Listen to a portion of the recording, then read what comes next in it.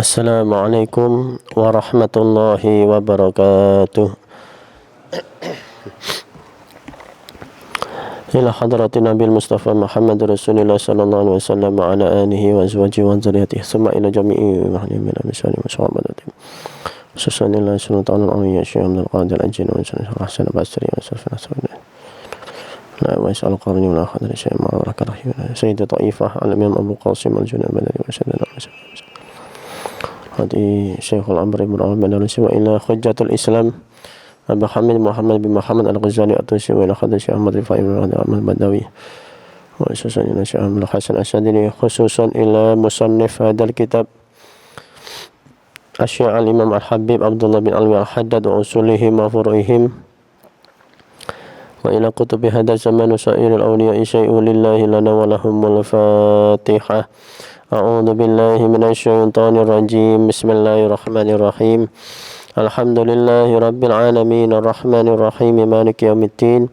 Iyyaka na'budu wa iyyaka nasta'in ihdinas siratal mustaqim. Siratal ladzina an'amta 'alaihim ghairil maghdubi 'alaihim waladdallin. Amin.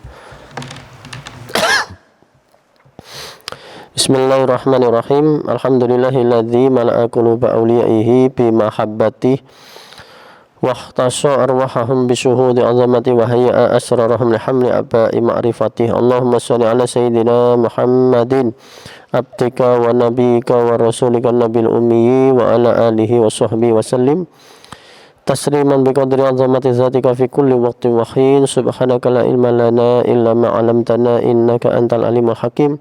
قال رب اشرح لي صدري ويسر أمري واحلل عقدة من لساني يفقهوا قولي. أما بعد. Hadratul muhtaramin, para alim, para ulama, para asatid, sesepuh, bini sepuh, dan segenap jamaah sholat maghrib Masjid Ar-Raudhah yang dirahmati Allah. Alhamdulillah malam ini kita bisa untuk hadir kembali di pengajian rutin kita setiap Selasa malam Rabu untuk mengaji kitab Risalatul Mu'awanah. Mudah-mudahan ini pertanda bahwa segala amal kita diterima oleh Allah Subhanahu wa taala, dan semoga kita terus ditakdirkan istiqomah, tumakninah, dan apa yang kita pelajari dari kitab ini membawa manfaat barokah fid dini wa dunya hatal akhirah. Amin Allahumma amin. Mari kita lanjutkan. Ini masih di bab 150 para jamaah sekalian. Masih membahas tentang sabar. Nggak selesai-selesai ya bab sabar ini ya, temanya saja sudah mengajak sabar, jadi kita harus sabar ngikuti tema sabar ini. Bismillahirrahmanirrahim. Qala al-muallif rahimahullah ta'ala wa nafa'na bihi wa bi ulumihi fid daraini amin rabbi yasir wa'in. Jadi kemarin ada 4 pembagian menurut Imam Al-Haddad. Sabar itu yang pertama adalah sabar di dalam melakukan ketaatan. Sabar untuk menjalankan seluruh perintah Allah. Kemudian yang kedua, sabar untuk menjauhi segala larangan atau maksiat kepada Allah. Jadi sabar jangan sampai maksiat.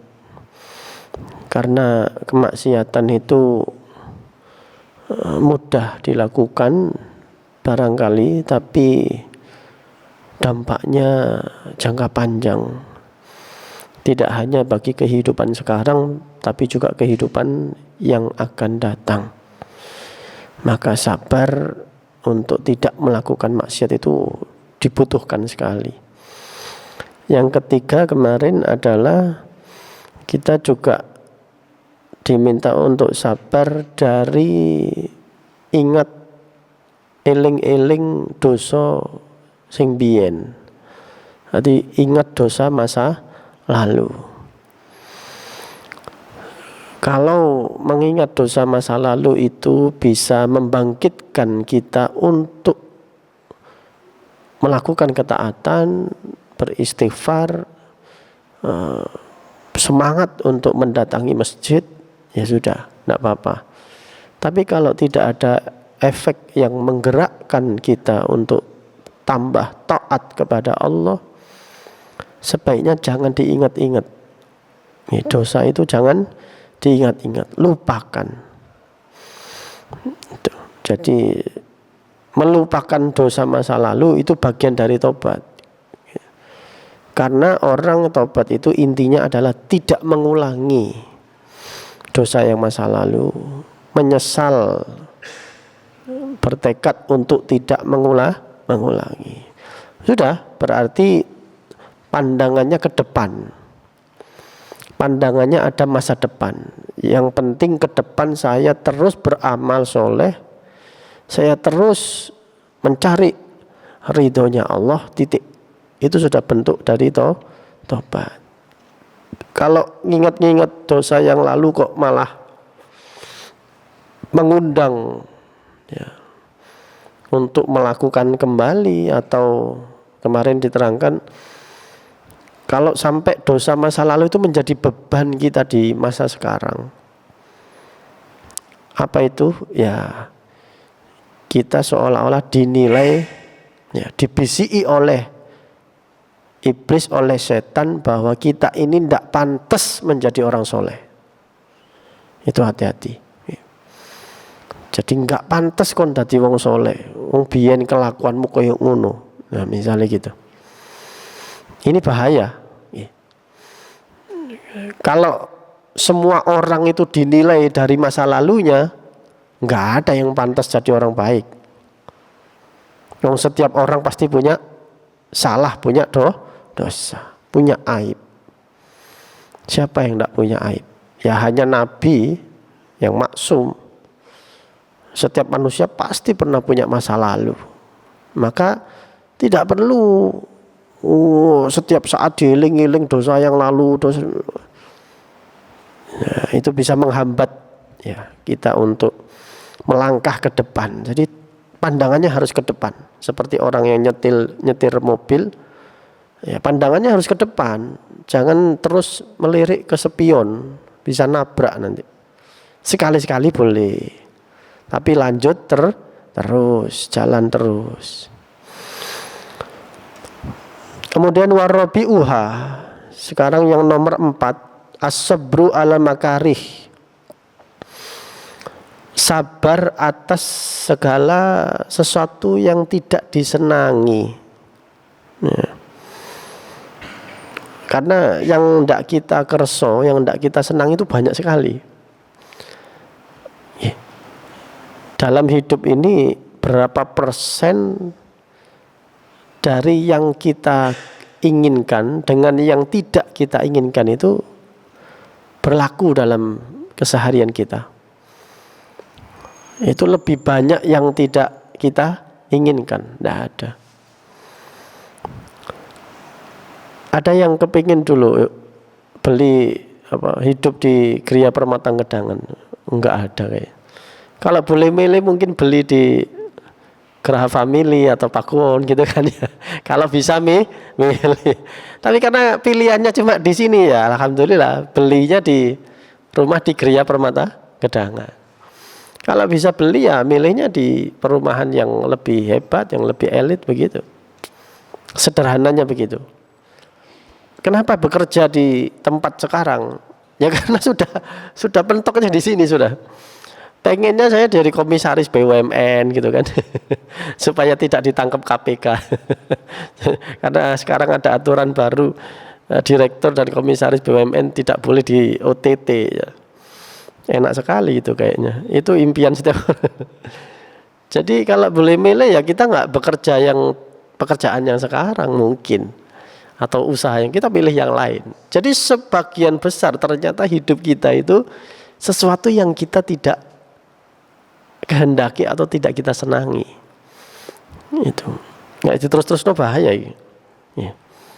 Kenapa kok bertahan dengan istrinya atau suaminya sekarang? Ya karena sudah mentok, sudah nggak ada yang mau lagi gitu. Coba lah si ono sing geleman yang lebih bahaya mestilah. Nah, bahaya ini bahaya. Gitu. Jadi ternyata bertahan sabar terhadap segala hal yang tidak kita senangi, tidak kita kehendaki. Itu menjadi fondasi utama kita menjalani kehidupan ini. Al-awwalu ma yahsulu minallah. Yang pertama tentu segala hal yang tidak kita senangi itu atau tidak cocok dengan nafsu kita itu minallah. Segala sesuatu itu dari Allah. Bila wasitotin, tanpa perantara, murni dari Allah. Kal amrod, seperti kita diberikan sakit, dikasih flu, batuk. Siapa yang pengen flu sama batuk? Nggak ada orang. Terus mosok dilalah aku kok pengen pilek, ya wis suwe gak pilek ngono. Kangen aku ambek pilek. Enak serap-serup ngono rasane. Enggak ada orang begitu. Tiba-tiba saja dikasih flu, batuk, atau bahkan mungkin dikasih penyakit-penyakit yang lain. Itu semua dari Allah. Seberapapun kita ini menjaga kondisi tubuh, kesehatan, Pak. Olahraga koyo opo. Ndak ada orang ndak sakit. Pasti semua pernah sakit. Hanya mungkin derajatnya yang beda. Ada yang sakitnya sampai ke rumah sakit, ada yang enggak, itu saja. Tapi semua pasti pernah sakit. Wal faqah, dan kefakiran. Tentu tidak ada satupun manusia yang lahir kepingin dalam kondisi melarat, dalam keadaan fakir. Tidak ada. Mereka yang lahir di gubuk-gubuk orang miskin, orang-orang yang tidak mampu, ya memang tidak ada pilihan. Itu takdirnya begitu. Kita alhamdulillah barangkali kita ditakdirkan dalam keadaan yang relatif baik, yang berkecukupan, ya. Alhamdulillah. Lalu yang tidak berkecukupan bagaimana? Ya tentu alhamdulillah juga, ya. Kalau di dalam kitab Al-Hikam itu, alhamdulillah kita ini masih dihidupkan oleh Allah, ya. Kita masih diwujudkan menjadi makhluk yang bernama manusia, karena manusia itu adalah sebaik-baik ciptaannya. Maka itu yang dimaksud dengan nikmatul ijad. Ya, nikmat diwujudkan itu nikmat yang tertinggi. Jadi kalau kita sering mendengar ustadz atau mubalek berkata, nikmat yang tertinggi kita adalah nikmat apa? Iman, misalnya begitu. Nikmat sehat. Nikmat iman dan nikmat sehat itu tidak akan bisa diwujudkan tanpa nikmatul ijad. Tanpa nikmat kita diwujudkan. Mau ditaruh di mana iman itu? Kalau kita tidak pernah diwujudkan Allah, mau ditaruh di mana imannya? Sehatnya mau ditaruh mana? Kalau kita umpama tidak diwujudkan Allah, mau ditaruh di mana? Ya, maka nikmat yang terbesar itu adalah nikmatul ijad. Itu murni dari Allah, kita diwujudkan menjadi manusia. Umpama diwujudkan menjadi kucing ngono ya meong-meong. Atau diwujudkan menjadi batu, ya sudah, Pak. Ya jadi batu sudah. Meskipun batu itu juga hidup, kucing juga hidup. Tapi tidak ada kemuliaan yang diberikan seperti halnya manusia. Maka nikmat terbesar itu nikmat kita diwujudkan menjadi manusia. Baru setelah itu nikmatul imdad. Imdad, madad itu artinya pertolongan, bantuan dari Allah. Pertolongan apa? Pertolongan bisa melakukan ini, bisa mengetahui segala sesuatu, bisa mengimani Allah itu. Itu termasuk nikmatul imdad. Tapi yang pertama nikmat ijad, nikmat diwujudkan gitu. Nah, kalau kita diwujudkan, dilahirkan dalam keadaan miskin, dalam keadaan kekurangan, atau mungkin kurang secara fisik dan seterusnya, ya memang Allah sedang memilihkan kita satu tempat yang terbaik Ya, yang kita itu nggak ngerti. Gitu. Jangan sampai protes, jangan sampai menyalah-nyalahkan Allah. Seperti yang kemarin kita sampaikan ya. Batu bata itu, tukang gai boto itu, ya zaman dulu orang bikin rumah, ya bangga gai dewe boto itu. Mau bangun masjid ya gai boto dewe. Nanti nggak ada orang beli bata dulu, nggak ada. Yang beli itu semen, kapur mungkin ya. Tapi kalau pasir, bata, batu itu nggak beli. Orang dulu ya bikin sendiri, nyari sendiri. Kalau bata ya bikin.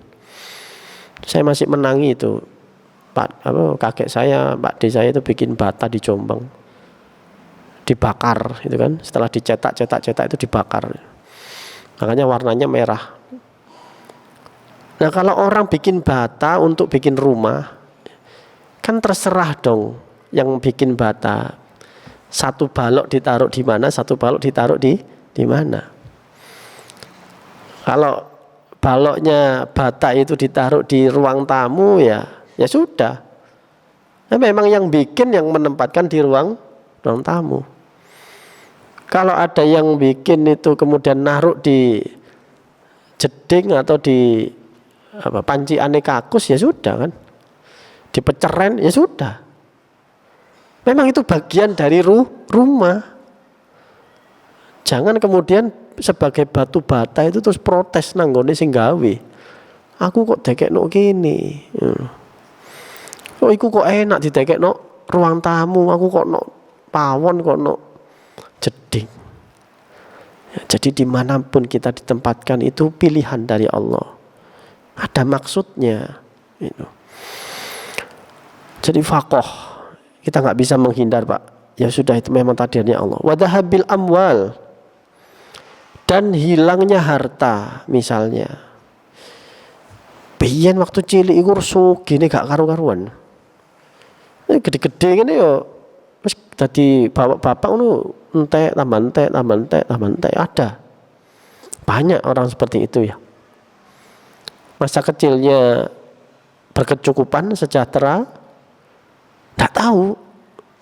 Ketika orang tuanya sudah enggak ada itu terus meskipun warisannya banyak ya entek. Karena rezeki ini dewe-dewe. Rezeki bapaknya sendiri, rezeki anak sendiri. Usaha wis bolak-balik buat toko, buat warung yuk gak melaku kabeh. Ya bangkrut kabeh, gagal. Hartanya habis. Sampai rumah kejual, ngontrak sana sini dan seterusnya. Ya itu memang sudah takdirnya Allah, Pak. Anda sudah ikhtiar, sudah alhamdulillah, itu akan diganjar sendiri nanti. Wa mautil aizzati minal aqrabi wal ashabi. Atau misalnya kematian dari keluarga kita, kerabat kita, sahabat-sahabat kita, guru-guru kita yang mulia.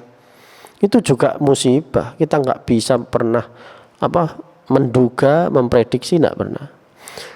Wa yahsulu batinan, dan hasil rasa sabar ini batinan di dalam rasa batin, bitarkil jazai, dengan meninggalkan gerutu, wa huwa at-tabarrumu ngersulo, wa tadajjuru, ya hampir sama, ngersulo bahasa Indonesianya, sambat, gerutu dan seterusnya. Wa zahiron, dan di dalam zahirnya bitarkis syakwa, dia tidak wadul. Wadul itu bahasa Indonesianya? Wadul ilal khalqi, kepada makhluk. Jadi wadul, Gusti Allah diwadulno. Ini kan koyok Gusti Allah itu salah itu. Aku kepada liya wis olahraga, wis ngene, wis ngono, ngombe vitamin, suplemen, STMJ, ya sik lara ya awak iki. Jadi omong-omongan mbek tangga Gusti Allah diwaduli ngono. Nah, seolah Gusti Allah iki gawe rasan-rasanan. Wala yunakiduhu wasful illati litabib.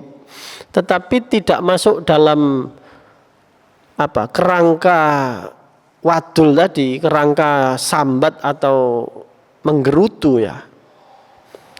Adalah ketika kita bertemu dengan dokter berobat, itu bukan berarti orang itu tidak sabar ya. Nah nanti ditanya sama dokternya, Bapak sakitnya apa Pak? Oh enggak sakit kok dok ya. Nah terus Bapak kesini ngapain kan gitu. Bapak kesini ya memang ada keluhan. Nah iya keluhannya apa? Saya enggak boleh sambat dok, nanti saya enggak sabar. Loh, ini asesmen dokter itu dalam rangka pengobatan. Anda ceritakan keluhannya di mana, pusing dulu apa mual dulu. Ya awalnya mual dok, terus habis itu pusing, terus saya muntah-muntah. Lah kan enak dokternya untuk ngasih obat. Ini bukan dalam rangka sambat gitu loh. Nah, artinya kalau jenengan itu sambat dalam matur sakitnya kepada pihak yang benar, itu jatuhnya bukan sambat, bukan gerutu. Ya, tetap dalam rangka sabar. Karena pada pihak yang benar yaitu tabib atau dokter. Ya. Illatil tabibi. Sama dengan orang itu ada masalah, ya. Ada masalah dengan orang lain, katakan misalnya masalah hukum, misalnya. Dia ada masalah hukum, kalau dia itu mengatakan masalahnya ke orang lain, itu jatuhnya bisa ghibah. Ya, ghibah. Tapi kalau Anda sedang berkonsultasi dengan pakar hukum atau penasihat hukum, itu bukan ghibah. Ya. KPN pegatan terus arepe cerita orang ketiga tonggone dadak gak wani, aku gak wani, ghibah kok jatuhnya. Ya kalau Anda ceritanya ke pihak-pihak yang tidak berkepentingan, ya ndak ada hubungannya, jatuhnya memang ghibah. Tapi kalau Anda konsultasi kepada pihak-pihak yang memiliki otoritas, punya kewibawaan, kompetensi, Anda sedang konsultasi, itu bukan ghibah jatuhnya. Nah, ini sama kayak gitu. Masa orang diselidiki polisi, gimana kronologinya? Wah, enggak berani Pak. Kami takut ghibah itu dosanya lebih dahsyat daripada zina soalnya. Saya enggak berani. Lah terus polisinya gimana mau mengusut kasus itu kan? Kan harus ada kronologinya supaya nanti penyelidikan itu berjalan baik. Jadi kalau kita matur ke Bapak polisi, matur ke pengacara, matur ke hakim, itu bukan dalam rangka ghibah. Makanya ada yang keliru. Ada masalah baru-baru ini ya. Siapa artis yang bercerai itu? Itu rekamannya bocor gitu ya, siapa namanya? Baim ya. Itu rekamannya bocor. Itu kan sebenarnya rekaman itu diputar di pengadilan. Ya yang bocorkan yang menyebarkan aib orang, bukan Baim wongnya gitu. Karena sebelum di pengadilan enggak ada kan bocor rekaman pembicaraan itu kan enggak bocor. Bocor setelah di pengadilan. Berarti ada yang membocorkan. Ya membocorkan itu yang menyebarkan aib orang, bukan Baimnya. Ini kalau orang jarang ngaji ya begitu jatuhnya, salah kaprah gitu. Nggak ngerti mana yang ghibah, nggak ngerti mana yang fitnah, nggak ngerti mana yang ngersulo dan sebagainya. Jadi kalau kita itu ditanya dokter, perawat, orang-orang medis, itu bukan dalam rangka kita sambat ya, nyambati Gusti Allah, tidak. Wa faidanul ain, dan juga tumpahnya air mata indal musibah, ketika kita tertimpa musibah, itu bukan dalam rangka tidak terima pada takdir Allah, enggak. Rasulullah itu ketika ditinggal sedo pamannya, ditinggal sedo Sayyidah Khadijah, ditinggal mati anak-anaknya itu nangis, Pak. Rasulullah itu nangis. Karena apa? Ditanya oleh para sahabat, apakah engkau tidak ridho ya Rasulullah pada takdirnya Allah? Oh tidak, ridho itu ada di dalam hati. Nangis itu adalah ekspresi saya sebagai manusia. Karena Nabi itu innama ana basyarum mislukum yuha ilayya annama ilahukum ilahu wahid dan seterusnya. Jadi saya itu basyarum mislukum. Ada sisi kemanusiaannya. Merasakan sedih, nangis. Kalau seneng ya mesem, ketawa. Jadi ketika ditinggal keluarga ya nangis. Justru saya aneh ditinggal keluarga yang guyang-guyu, malah aneh. Malah tidak manusiawi sekali itu. Ya.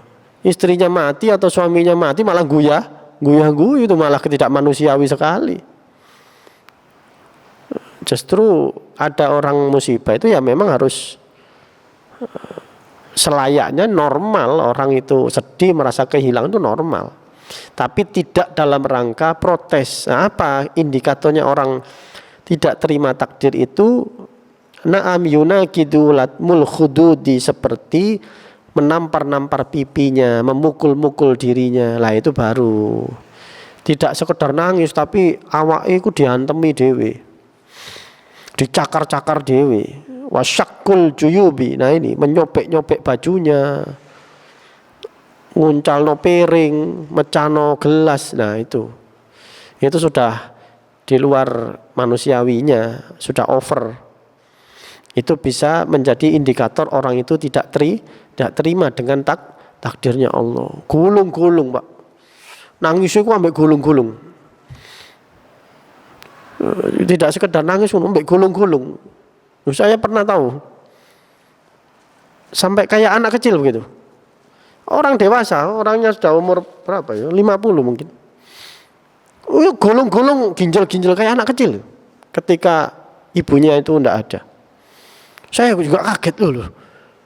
Langsung saya dekati, Pak, istighfar, astagfirullahaladzim. Jenengan harus ridho, astagfirullahaladzim. Saya dekati. Apa itu? Ngesot, gulung-gulung di lantai itu kayak, Masya Allah. Kalah anak kecil itu kalah. Nah itu baru sudah di luar sabar itu. Kalau cuma nangis biasa itu masih termasuk sabar. Masih termasuk sabar. Jadi batasannya jelas ya. Mecah-mecah no piring, bengok-bengok, jadi teriak-teriak. Sampai wah teriaknya gak karu-karuan dan seterusnya. Hati-hati. Jadi nangis boleh. Silahkan nangis. Tapi ojo bengok-bengok. Aku melok sopo, melok mbahmu. Wa nahwu dzalika, lan sepadane mengkono-mengkono atau yang seperti itulah ya. Wa yab'asu 'ala sabri, dan yang menggugah atau yang membangkitkan atas sabar. Yang pertama ya al ilmu. Tentu kita harus punya ilmunya. Ya tadi bahwa kalau kita tidak tahu bahwa segala sesuatu itu dari Allah dan akan kembali kepada Allah, kita akan sulit untuk sabar. Kenapa orang itu ditinggal mati kok nggak terima? Coba kita list satu persatu, kenapa kira-kira? Sedih lah, iya sedihnya itu kenapa? Karena nggak bisa bertatap muka, nggak bisa omong-omongan lagi dengan orang-orang yang dicinta, gitu kan ya. Nah, artinya seolah-olah kita mengatakan bahwa mungkin ya orang yang mati itu seolah-olah benar-benar mati. Itu yang akhirnya membuat kita terlalu sedih. Padahal kalau kita mengetahui, kita meyakini bahwa orang yang mati itu, yang mati cuma jasadnya, tetapi dia di alam barzah itu kan hidup. Ya sudah, beliau itu cuma pindah tempat kan gitu. Itu tidak akan terlalu larut kita sedihnya. Istri kita, anak kita mungkin ya Kalau ada yang meninggal, dia tidak kemana-mana, dia pindah tempat. Malah bisa jadi tempatnya lebih enak daripada di dunia. Ya kitalah yang harus ridho, kita yang harus ikhlas. Lah ya apa Pak anak mek situ lah ya wis kamu gawe anak mek situ. Cari ini wedi melarat ya wis kan. Rasa sedihnya itu karena wedi melarat itu mau. Akhirnya anak mek situ sedo pisan. Wis ginjal-ginjal nangis gitu.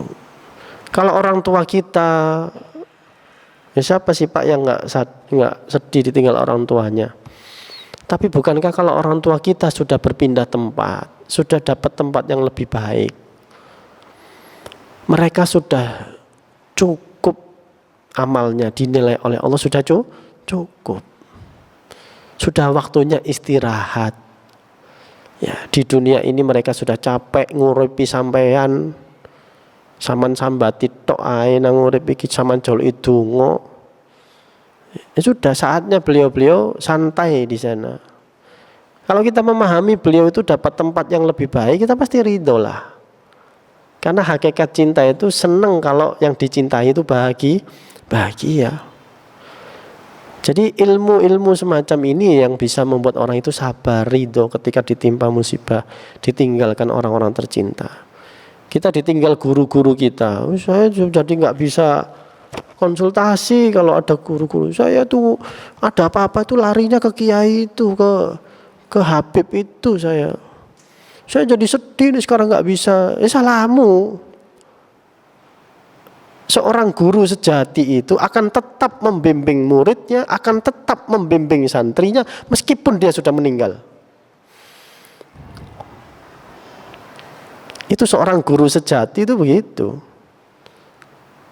Tidak akan meninggalkan santrinya, muridnya sama sekali bablas, itu tidak ada.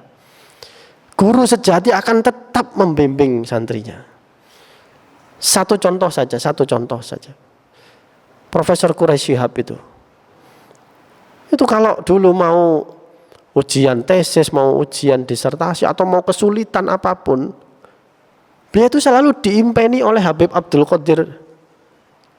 bin Abdul Qadir bil Faqih, Darul Hadis Malang itu selalu diimpeni sama beliau.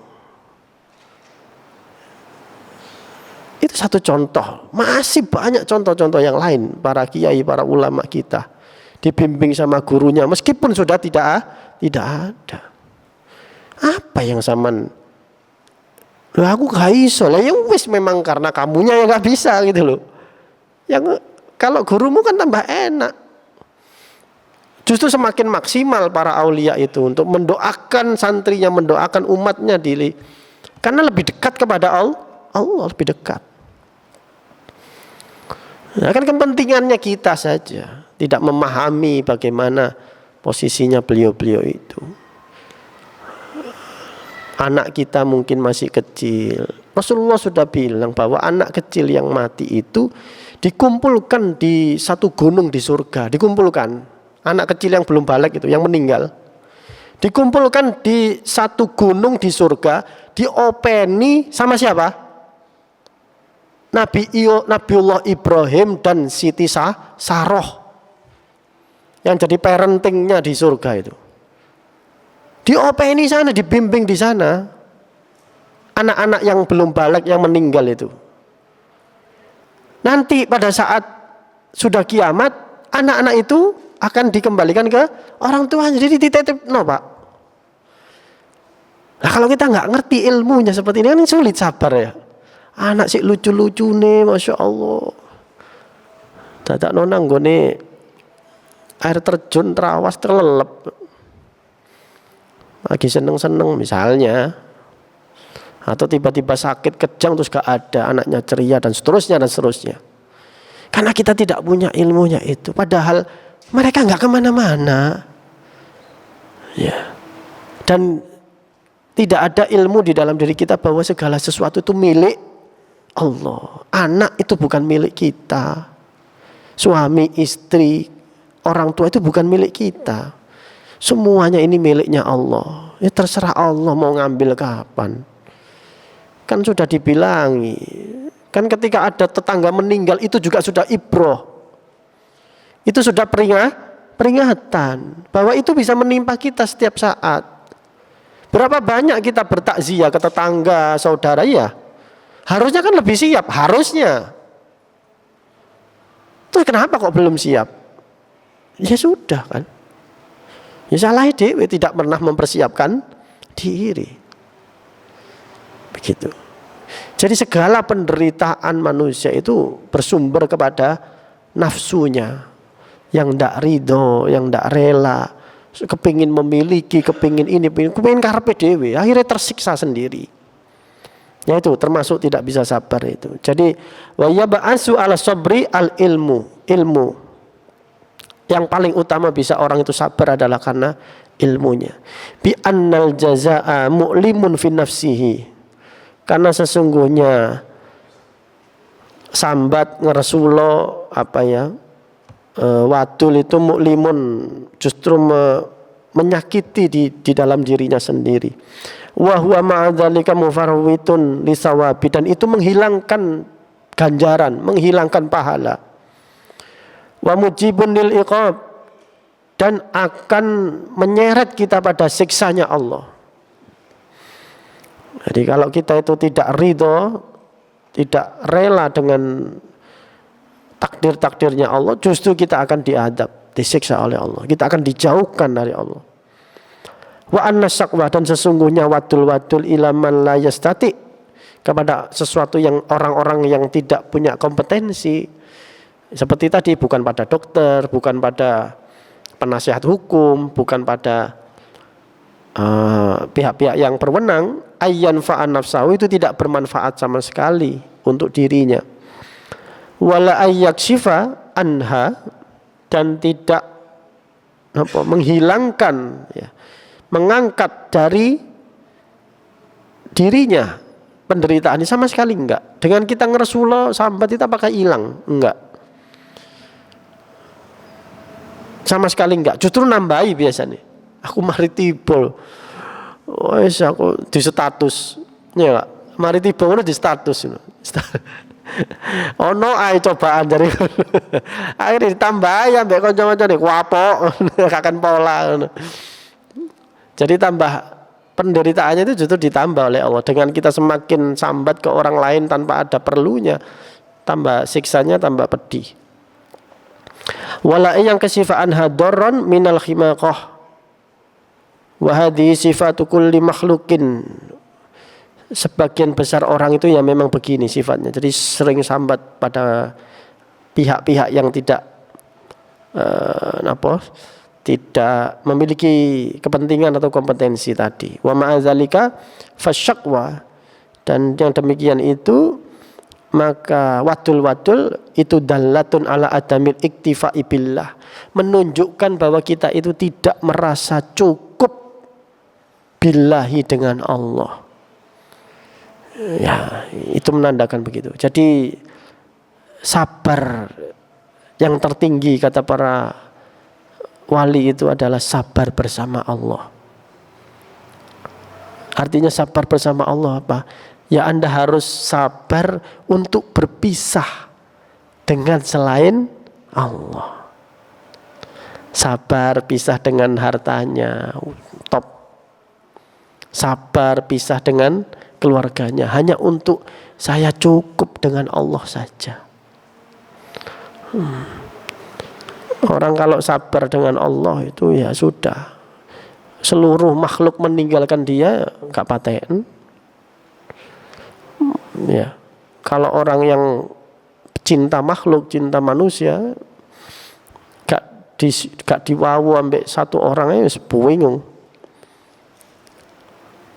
Alladzi biyadihi malakutu kulli syai'in, yang mana Allah itulah yang menguasai, menggenggam seluruh kerajaan langit dan bumi dan segala sesuatu. Kenapa kok Anda tidak cukup bersama Allah? Dan seperti tadi, orang kalau memahami bahwa kematian itu hanyalah pindah tempat. Kalau orang itu dekat dengan Allah, orang itu lebih bisa komunikasi dengan orang yang sudah mati itu bisa. Masalahnya kan ada pada kita kan. Kita itu nggak bisa komunikasi dengan orang yang sudah mati. Orang yang sudah mati itu bisa lihat kita. Kita ngaji begini, almarhumah kita itu ngelihat. Lihat betul kita ngaji di Ar-Raudhah hari Selasa tanggal berapa ini, lihat kok. Masalahnya kan kita. Nah sudah. Kalau para aulia yang tidak ada sekat-sekat, itu enggak ada pisah sedih, itu enggak ada. Ya. Wa dzikru ma fis sabri 'alal masaib wal ahati wal faqat minas sawabi wa anna Allah taala a'lamu bima yasluhu lahu. Dan mengingat bahwa di dalam kesabaran itu atas musibah dan penyakit dan juga kefakiran ada Allah sedang menyiapkan balasan yang lebih baik, ya. Kita sabar terhadap sakit saja tanpa ngersulo itu Allah merontokkan dosa-dosa kita. Asalkan ridho. Maksudnya yaitu tadi ridho dalam rangka tidak ngersulo itu tadi. Itu dosa kita itu sudah rontok tanpa istighfar. Sakjane yo enak loh.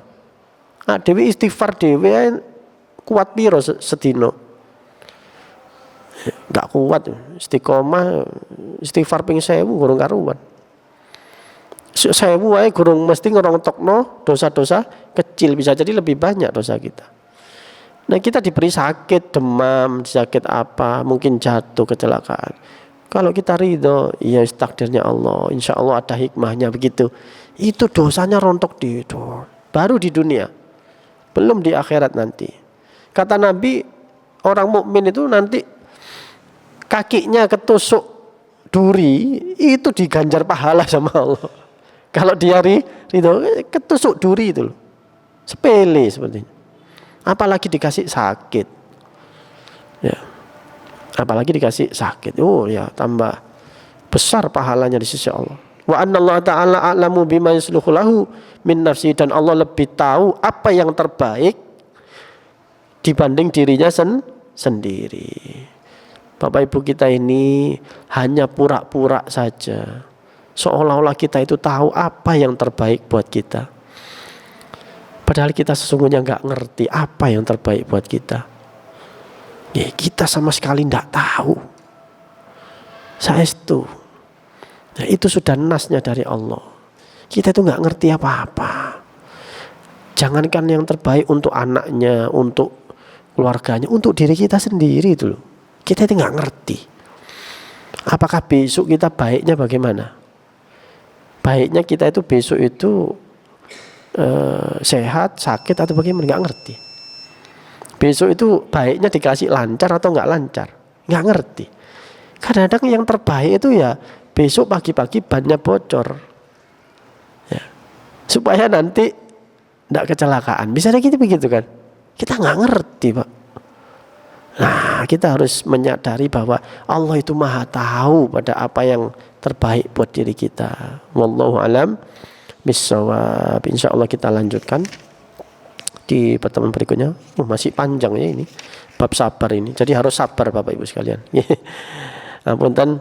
Rabbi fanfa'na bi barakatihim wahdinal husna bi hurmatihim wa amitna fi tariqatihim wa mu'afatin minal fitani. Rabbi fanfa'na bi barakatihim husna bi hurmatihim wa amitna fi tariqatihim wa mu'afatin minal fitani. Rabbi fanfa'na bi wahdinal husna bi hurmatihim wa amitna fi tariqatihim wa mu'afatin minal fitani. Bismillahirrahmanirrahim. Allahumma inni astaudi'uka ma 'allamtanihi fardudhu ilayya inda hajati ilaihi wala tunsinihi ya rabbal alamin. Allahumma inni astaudi'uka ma 'allamtanihi fardudhu ilayya inda hajati ilaihi wala tunsinihi ya rabbal alamin. Allahumma inni astaudi'uka ma 'allamtanihi fardudhu ilayya inda hajati ilaihi wala tunsinihi ya rabbal alamin. Subhanakallahumma wa bihamdika asyhadu an la ilaha illa anta astaghfiruka wa atubu ilaika. Assalamu alaikum warahmatullahi wabarakatuh.